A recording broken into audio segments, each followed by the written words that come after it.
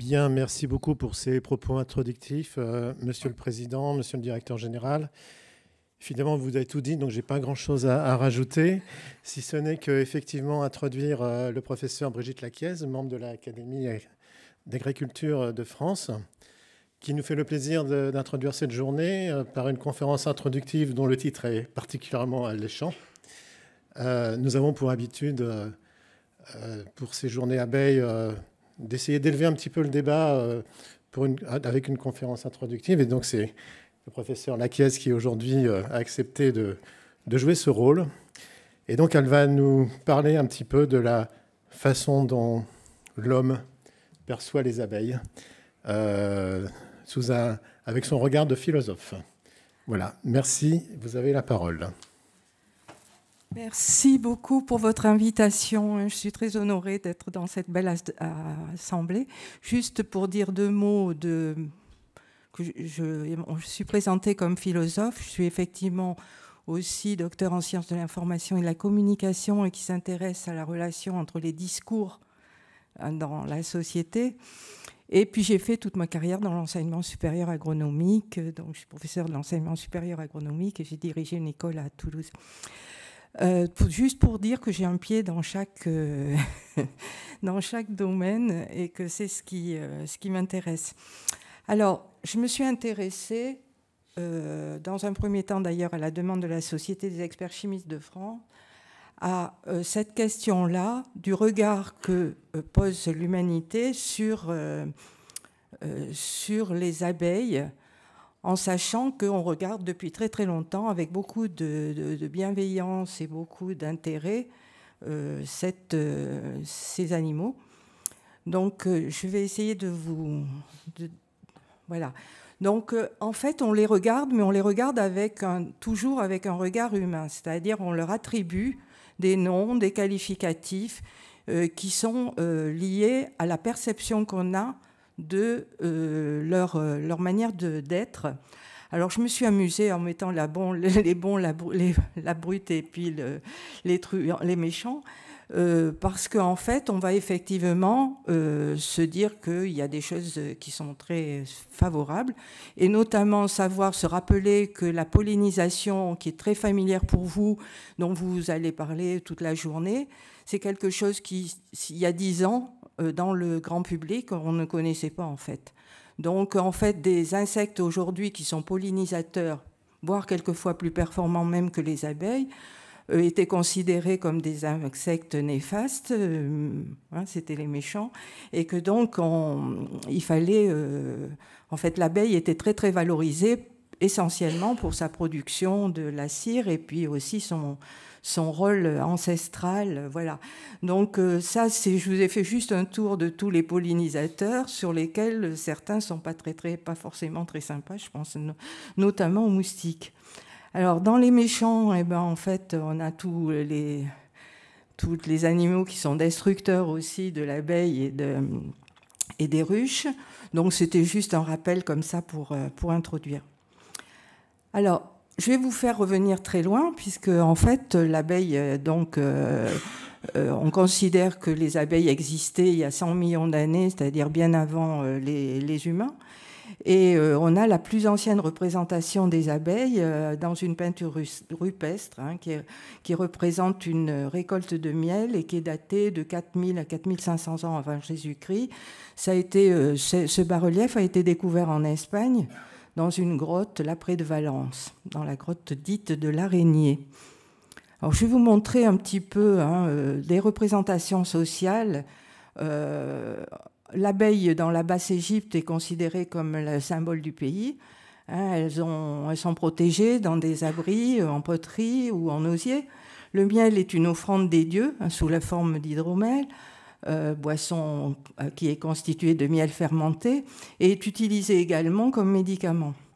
Donc la cire permettait aussi était utilisée pour la momification, la construction de bateaux et puis des peintures. Pour les Romains, le miel est aussi très précieux et sacré. On va trouver les deux dimensions. Ils admiraient les abeilles pour leur organisation sociale en petites villes. Alors, on y reviendra hein, sur cette façon de regarder les abeilles des petites villes comme nos petites villes, c'est-à-dire des projections en fait du monde humain et une interprétation de ce qu'elles font. Et eux étaient appréciés particulièrement les produits hein, des abeilles, la cire et le miel, qui était, le miel bien sûr était utilisé comme édulcorant puisqu'il n'y en avait pas d'autres. Et la cire permettait aussi des onguents et puis des utilisations religieuses. Il y a un gastronome qui est connu qui s'appelle Apicius. Vous voyez, Apis, c'est le nom de l'abeille en latin, et donc qui a gardé qui témoigne de cet attachement. Alors là, vous avez je vais vous présenter quelques images hein, des bas-reliefs donc de la Basse-Égypte qui représentent des abeilles, où l'abeille est adorée sous le nom de Net. Ensuite, on retrouve l'abeille avant Jésus-Christ, 5 siècles avant Jésus-Christ, avec des fables d'Ésope. Et on sait déjà que l'ours est considéré comme un ennemi de l'abeille. Et on va avoir beaucoup d'enluminures et de gravures qui illustrent de l'Antiquité au Moyen-Âge, à l'époque moderne, les attaques des ruches et des ruchers par un animal qui est réputé sauvage, dangereux, prédateur. Alors, on voit effectivement aussi hein, que les ravages de l'ours dans les ruchers sont mis en évidence en Europe centrale. Les ruches ont souvent été installées au sommet des arbres, en principe hors de portée de la gloutonnerie proverbiale de l'animal. Et cette pratique perdure encore dans des régions du monde, hein, par exemple en Turquie orientale, aux confins de la Géorgie, qui a servi de cadre à un film qui a été primé.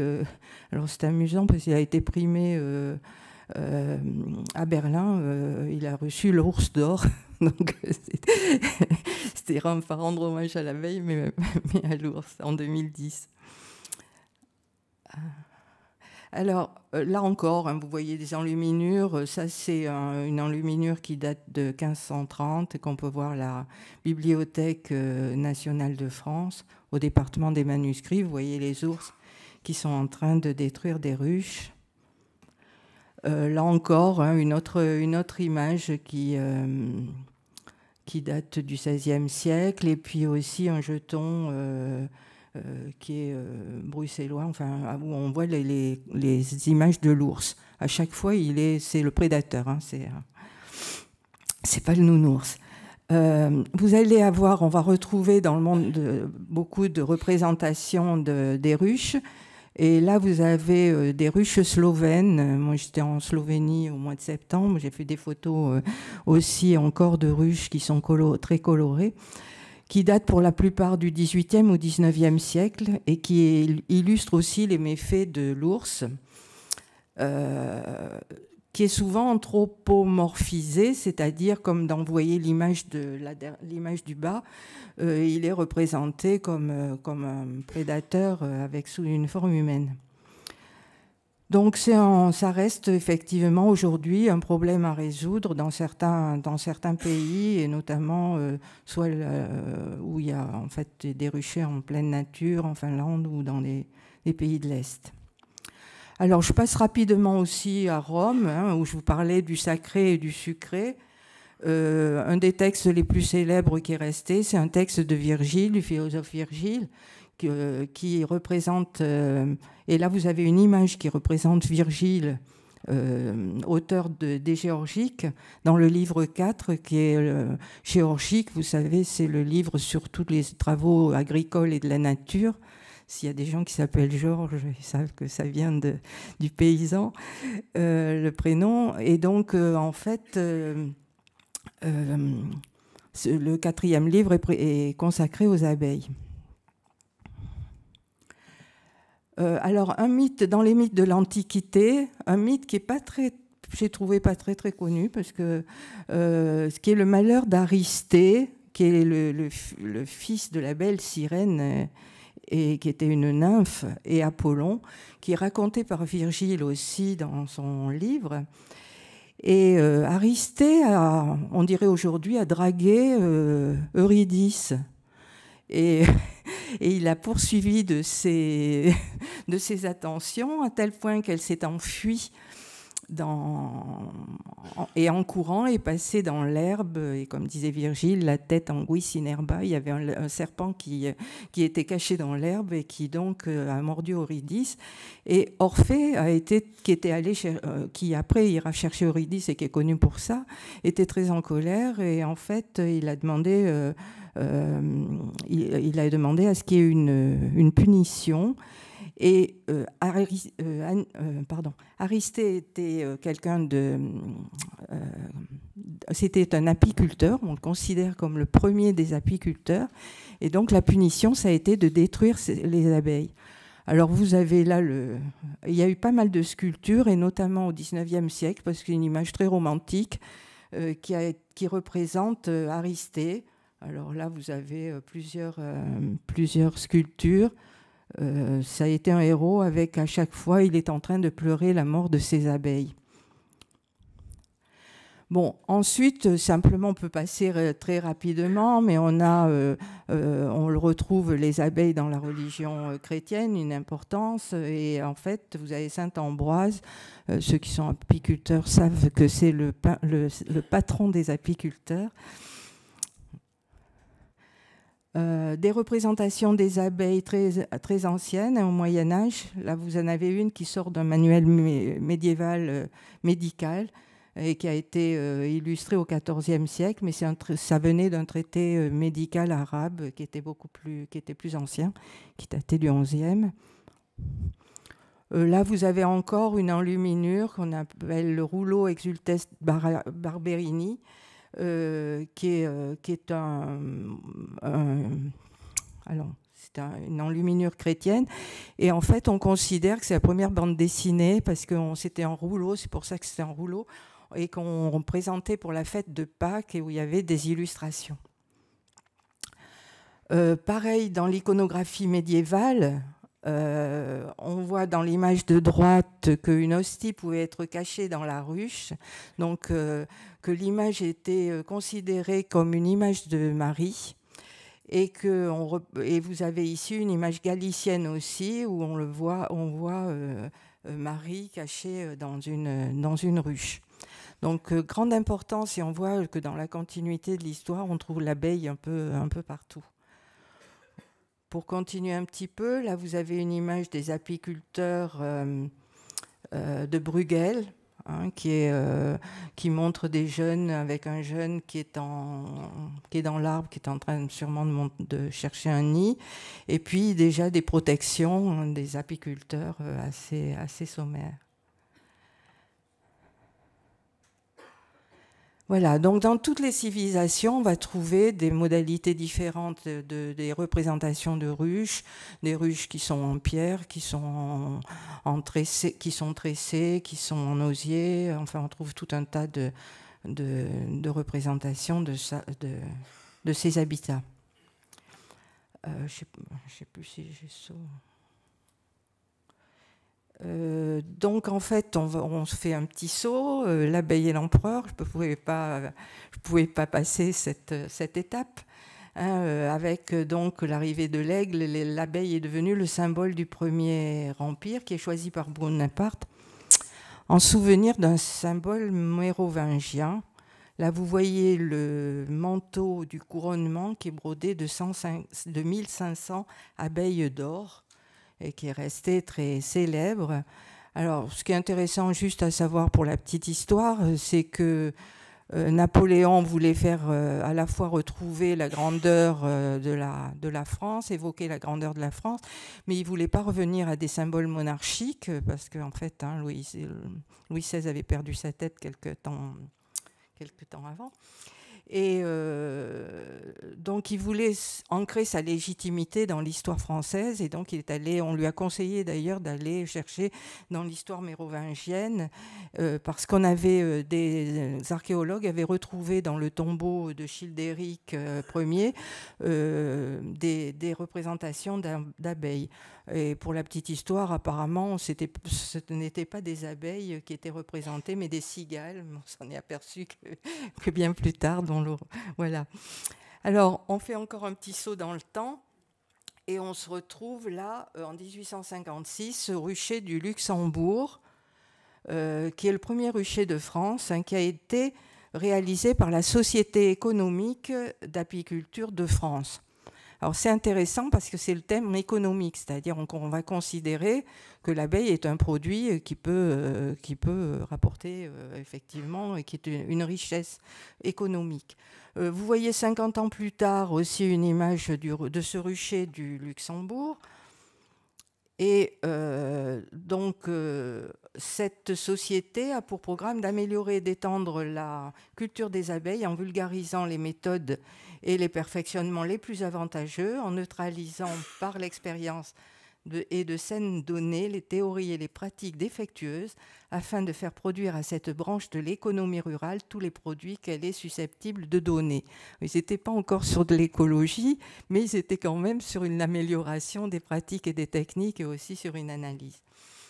Voilà, donc il y a une école d'apiculture et je pense que vous la connaissez tous, hein, au Jardin du Luxembourg, il y a toujours une école d'apiculture qui a été inaugurée en 1991 et que l'architecte a utilisé un motif hexagonal qui représente les constructions propres à l'abeille. Et ainsi que donc ça fait quelque chose d'assez particulier. L'école existe toujours, fonctionne toujours. Hein. Donc en fait, vous avez ici des portes de ruchers slovènes qui ont été offertes au Jardin du Luxembourg par l'ambassadeur de Slovénie qui est venu en 2018. Et c'est à la suite qui a été promoteur de la Journée mondiale de l'abeille et qui fait l'objet d'une résolution à l'ONU en 2017.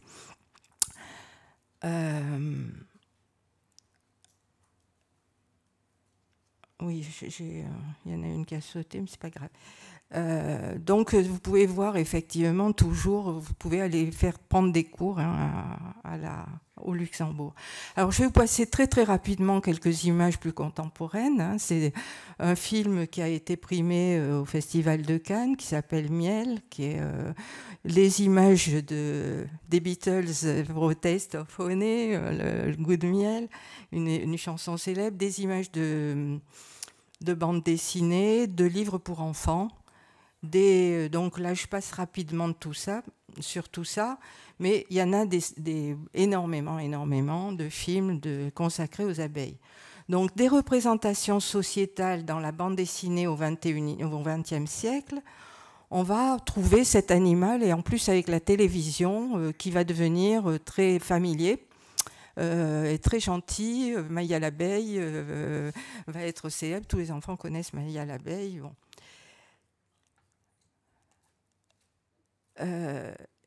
Là, en fait, on peut commencer à se poser la question, et c'est un peu le sujet de mon intervention, c'est de savoir si ces représentations à la fois très sympathiques et qui montrent l'attirance pour l'abeille depuis la nuit des temps, finalement, à un moment donné, ne joue pas contre, au sens où ça cache où ça empêche peut-être la connaissance scientifique que vous essayez de développer ici.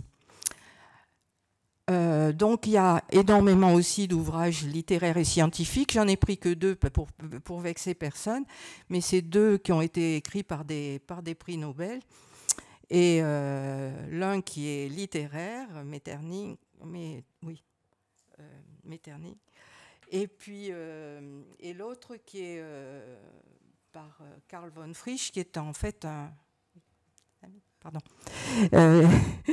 qui est un scientifique et qui a commencé. Alors je passe rapidement parce que je suis une bavarde. Vous avez des représentations comme ça où on va vous parler aussi de l'organisation de la ruche et avec une répartition rationnelle. On s'étonne de la manière dont les abeilles sont capables de s'organiser. On commence à connaître un peu mieux et à voir. Donc on va trouver dans la littérature des adjectifs très laudateurs pour caractériser les abeilles qui sont travailleuses, les bourdons. Alors on va donner tout un tas d'adjectifs qui sont elle est gentille, elle est travailleuse, elle est industrieuse. Je vous en ai mis quelques-uns ici. Et puis le bourdon, c'est un paresseux inutile qui fait que faire de la reproduction, etc. On décrit dans certains textes la société des abeilles comme une démocratie, une république ou une royauté éclairée, c'est-à-dire qu'on va comparer constamment, projeter nos propres modèles pour essayer de comprendre ce qu'est l'abeille. On parle de capacité de décision pour le départ d'un essaim, par exemple sur l'essaimage, et on le donne très souvent maintenant comme un modèle de civisme et de rationalité pour les humains.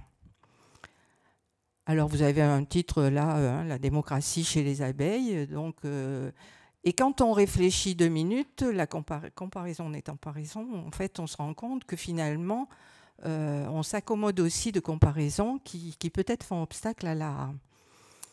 Alors, on voit, je vais passer rapidement parce que vous connaissez ça beaucoup mieux que moi, sur le guidage géographique, ce qu'on a appelé la fameuse danse des abeilles, qu'on va voir, la danse en rond, la danse en 8, la danse frétillante. Et on parle de communication et on parle de langage des abeilles. Alors là, il y a des polémiques entre des philosophes qui sont des spécialistes du langage et en disant, est-ce que la communication à partir de choses qui sont très concrètes, de signaux, on pourrait dire comme le morse si vous voulez, permet un langage? Et est-ce que ce langage est comparable au langage humain ou est-ce qu'il y a une espèce de séparation à un moment donné, parce que par exemple la nuance, l'humour, tout un tas de choses qui appartiennent à la compréhension, à l'interprétation, ou même ce qu'on appelle la polysémie du langage, c'est-à-dire qu'un mot peut vouloir dire plusieurs choses. On n'est pas dans le langage humain avec un seul signe qui dit une seule chose. Or, tout ce qui est communication de manière opérationnelle, c'est les militaires connaissent bien ça, il ne faut pas qu'il y ait d'ambiguïté sur la manière dont on va comprendre un signal. Alors, je vous passe très rapidement là-dessus, mais ça m'a intéressé sur la régularité et l'étonnement et l'admiration sur la construction hexagonale du nid d'abeilles. Alors bon, on a ces... Et en fait, on se rend compte que cette construction, c'est la manière, aujourd'hui on sait ça, avec justement des connaissances scientifiques, que c'est la manière la plus sûre d'utiliser le moins de matière pour la plus grande solidité. Alors c'est quelque chose qui est connu, même aujourd'hui dans l'industrie 3D, où on va trouver comment on peut faire des instruments ou des pièces d'industrie très solides avec le moins de matière possible, ce qui présente à la fois une économie des matériaux, mais aussi une légèreté dans le résultat. Alors on retrouve ça effectivement dans les cartons, dans certaines constructions, voilà.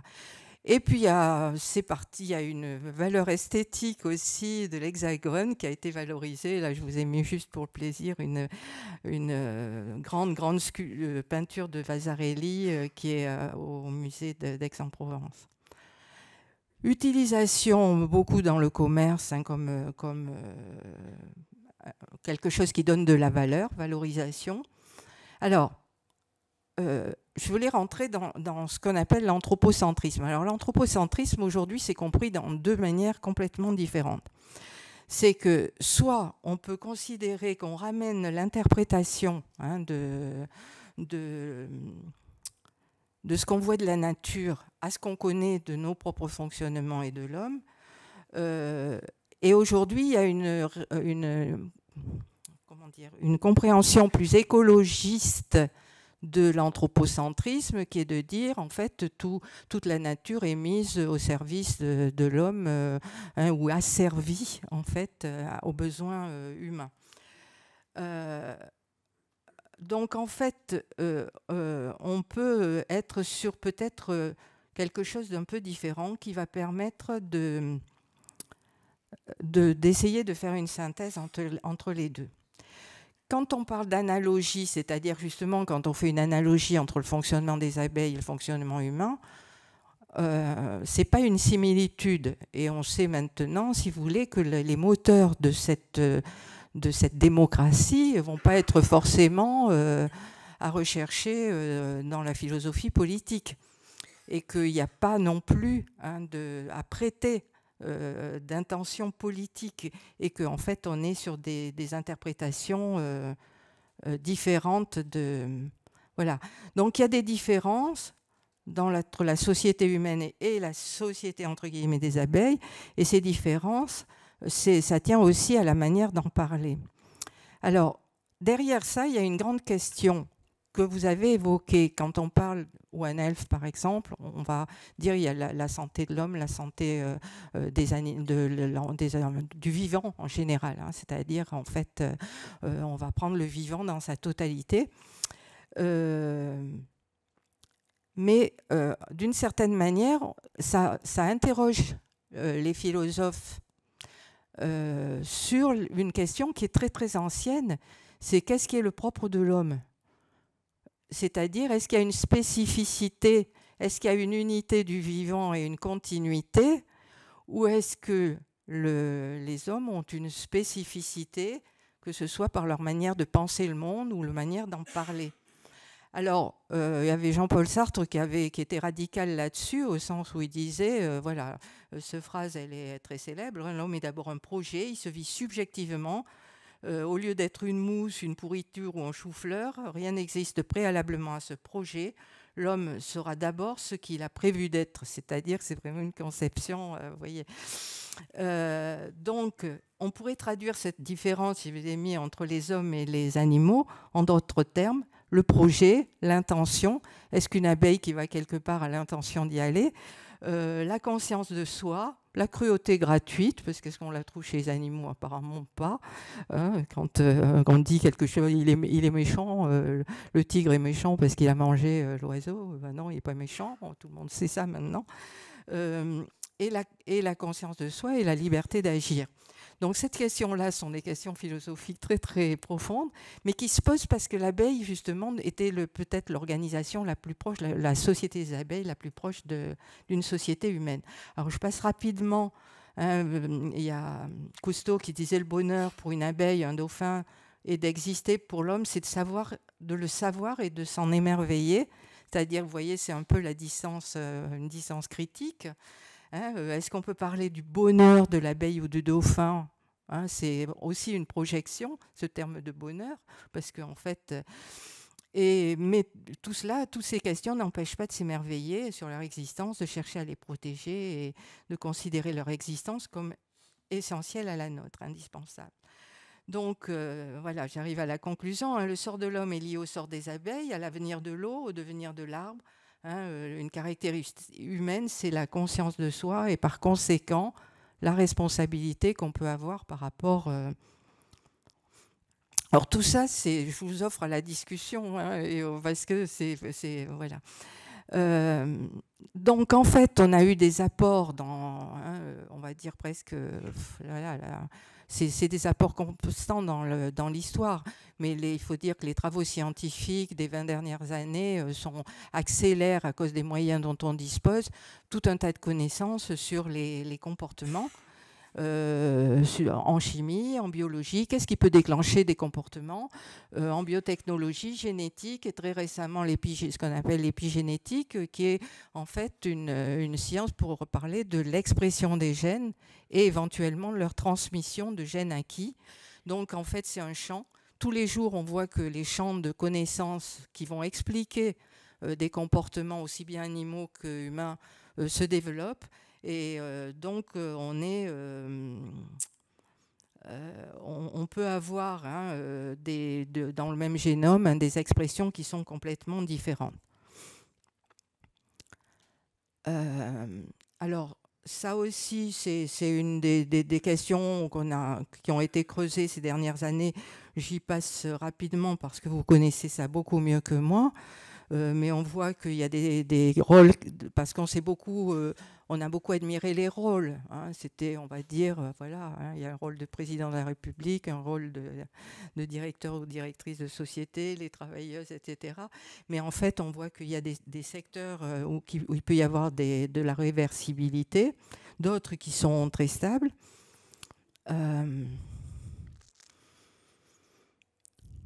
Donc en fait, on va se retrouver avec des postures aujourd'hui qui sont très différentes, hein, avec donc une conception humaniste qui est assez radicale, qui va donner le privilège à l'homme, pardon, qui va donner le privilège à l'homme et qui va lui donner quelque part le droit d'exercer son action sur la nature.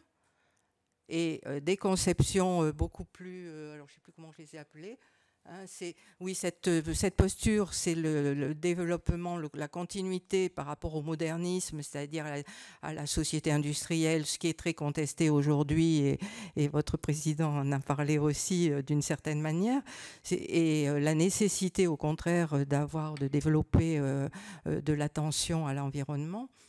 Et une représentation que j'ai appelée plus écologiste, n'y voyez pas de connotation particulière, mais qui va être, comme je le disais, de considérer qu'on est à l'intérieur de cette nature-là et qu'il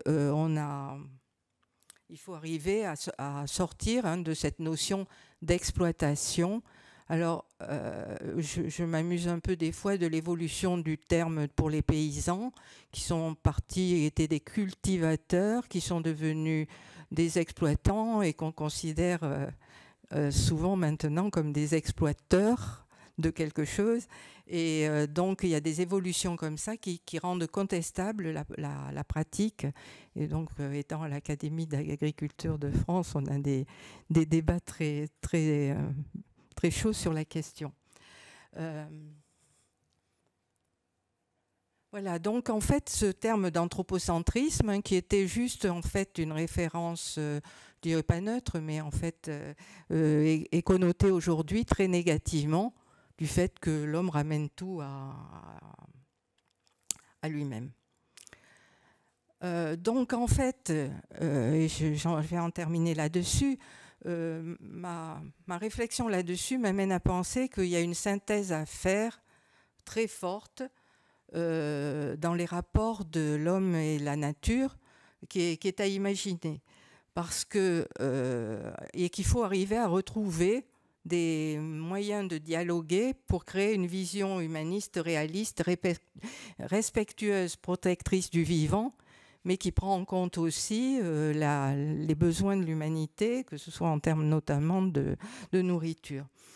Le paradoxe dans l'évolution de c'est qu'on va tous un peu plus sur de la préoccupation de l'environnement, et un des sujets sur lesquels je travaille en ce moment, c'est sur les contradictions entre les comportements et les idées. C'est-à-dire qu'on est à peu près tous convaincus de la nécessité de faire, concrètement, que ce soit au niveau national ou au niveau international, on a le sentiment que les choses vont dans le sens contraire, c'est-à-dire qu'on est de plus en plus, je vais prendre juste, je veux dire, on peut être contre la société de consommation et en même temps avoir une augmentation de sa propre consommation, ou que ce soit au niveau personnel, au niveau national ou au niveau mondial.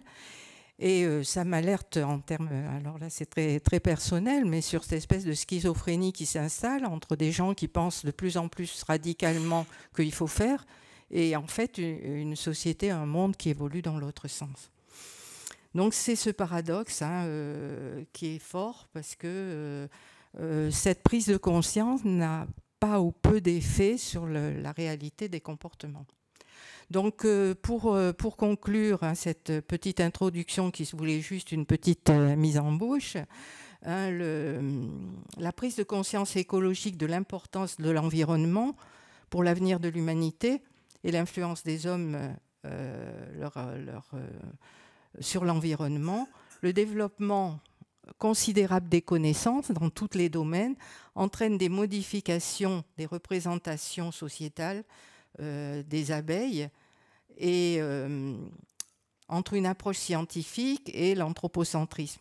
Donc, je vais laisser la place maintenant à la science et aux apiculteurs pour essayer de voir aussi comment, avec la société, on peut créer un humanisme éclairé, attentif à la préservation des espèces, des équilibres et à la survie de tous. Voilà, je vous remercie.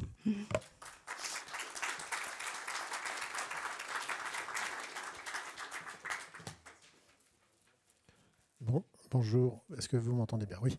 Merci beaucoup pour cette conférence introductive qui nous a fait voyager un peu dans le temps et dans l'espace. Oui.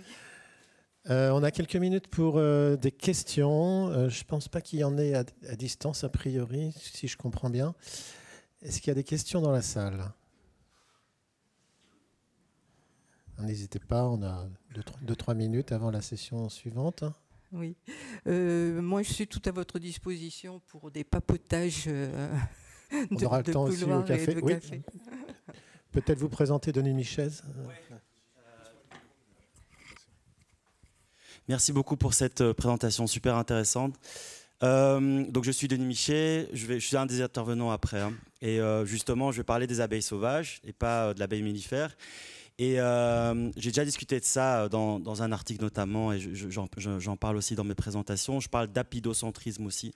Donc il y a l'anthropocentrisme, et puis quand on parle dans l'étude des abeilles, évidemment on est largement influencé par cette abeille mellifère, où il y a une espèce, par rapport aux 20 000 espèces sauvages. Et donc on est aussi influencé, on a aussi un apidocentrisme finalement dans l'histoire des connaissances sur cette espèce, quoi. Et donc, je vois dans votre présentation, il y avait ça aussi en filigrane. Mais je pense aussi, un des points importants dans la discussion dont vous parlez de l'homme dans la nature, c'est aussi complexifier ce que est la nature et amener les concepts de biodiversité. Et donc, c'est cette vision finalement de l'abeille mellifère, une espèce, une société, une reine, etc., la désimplifier et vraiment embrasser la complexité du vivant associé au mot abeille et pollinisateur. Cette question est complètement cruciale parce que dans les choses qui évoluent, c'est la complexité dans tous les domaines.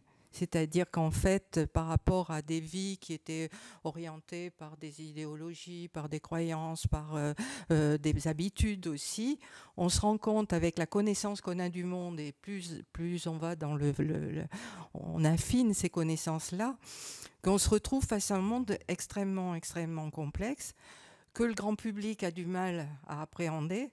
Et bizarrement, alors c'est un beau sujet philosophique aussi, plus il y a de complexité, plus les gens reviennent à des interprétations simplistes et aussi à des attitudes et des comportements simplistes. Parce que justement, la complexité, elle est anxiogène. Et il faudrait, je pense que si on est en période de repense, enfin où le ministre de l'Éducation repense l'éducation, je pense que cette question de l'éducation aux questions complexes est absolument fondamentale et vitale. Et pas à faire en philosophie en dernière année, mais simplement apprendre même à des enfants à se rendre compte qu'il n'y a pas une solution, qu'il n'y a pas une explication, qu'il n'y a pas, etc. Mais qu'il faut faire avec. Et voilà, comment on peut avancer en sachant aussi qu'on a des choses qui paraissent insatisfaisantes parce qu'on va vers le... Donc... Merci. Je crois qu'il y a une question juste au milieu, là. Passez un micro. Passez un micro, monsieur.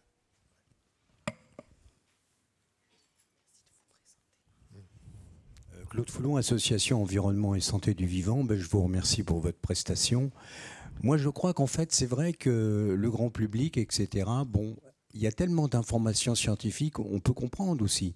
Mais si je pense qu'on explique avec du bon sens et de la simplicité, avec des solutions, je pense qu'on peut régler tous ces problèmes. Mais il faut savoir aussi travailler ensemble. Et là, je regardais, on parlait de silos en agriculture, mais là, je regarde les alvéoles, en fait. Il faut peut-être que tous les dirigeants, que ce soit l'ANSES, l'INRA, sortent de leurs alvéoles et travaillent ensemble. Voilà. Et à mon avis, tout va se simplifier. Je pense qu'on a un problème, c'est qu'on n'arrive pas à travailler ensemble. Enfin, c'est un simple avis. Vous avez tout à fait raison, mais voilà, ce que je voulais dire c'est que je pense qu'aussi il y a de la méthode, il y a de la pédagogie à construire, et y compris sur de la pédagogie du travail ensemble. C'est-à-dire que comment on construit des projets, comment on peut accepter l'altérité, c'est-à-dire que l'autre ne pense pas comme nous.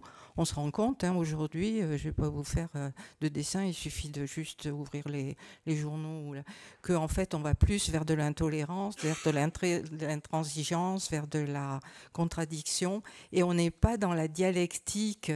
Alors, je ne vais pas vendre la dialectique marxiste, mais il y avait une idée dedans c'était la synthèse. Une synthèse, ce n'est pas non plus le compromis entre deux, où chacun abandonne la moitié de son point de vue. Une synthèse, c'est pour ça que je parle de synthèse, c'est que ça veut dire ensemble, essayer de trouver un stade du dessus qui va être différent des deux postures précédentes ou des deux opinions, et essayer de comprendre pourquoi il y a cette contradiction ou cette différence de perception du monde et de la réalité. Merci. Est-ce qu'il y a encore une question? Juste une? Non, écoutez, merci beaucoup et je pense qu'on peut encore vous applaudir.